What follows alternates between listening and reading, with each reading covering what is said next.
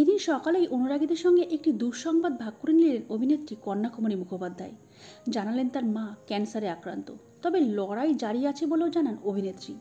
শুধু তাই নয়, একই সঙ্গে জানান তার মায়ের জীবনের একটা নতুন অধ্যায় শুরু হতে চলেছে। দিদি নম্বর ওয়ানে বেশ কিছু বছর আগে মাকে নিয়ে খেলতে এসেছিলেন কন্যাকুমারী মুখোপাধ্যায়। তার এবং তার মায়ের কথা খুনসুটি দর্শকদের দারুণ মনে ধরেছিল।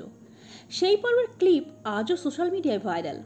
কিন্তু এদিন অভিনেত্রী জানালেন তার মা ক্যান্সারে আক্রান্ত, স্টেজ 2। শীঘ্রই কেমো শুরু হবে বলেও জানান এদিন তিনি।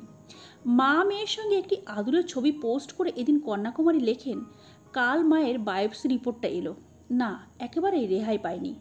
মা ম্যালিগন্যান্ট, কিন্তু স্টেজ 2 তুলনামূলকভাবে ভালো স্টেজ, কারণ এতে চিকিৎসার সুযোগ আছে। কেমোথেরাপির মাধ্যমে ক্যান্সারের কোষগুলোকে ধ্বংস করা হয়, তাদের ফিরে আসার সুযোগ কমানো হয়। চেষ্টা করছি, কারণ সবটাই আরও বেশ কিছু জিনিসের ওপর নির্ভরশীল, যেমন মায়ের ডায়াবেটিস কন্ট্রোল, ওবেসিটি কন্ট্রোল। কিন্তু তারপরেও বলবো যে এতটা জলে পড়িনি যে কিছু করার নেই।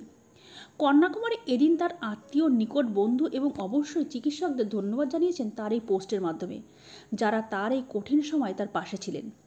এদিন অভিনেত্রী আরও লেখেন, আমার মা একটা নতুন অধ্যায় শুরু করতে যাচ্ছে, কেমোথেরাপি ফেজ। কিন্তু এতটা পথ যখন নির্বিঘ্নে আসতে পেরেছি, বাকিটাও পারতে হবে, কারণ মা পারতে চান।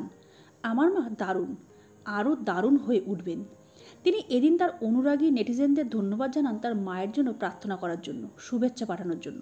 তো বন্ধুরা, আমরা অভিনেত্রী কন্যাকুমারীর মায়ের দ্রুত আরোগ্য কামনা করি।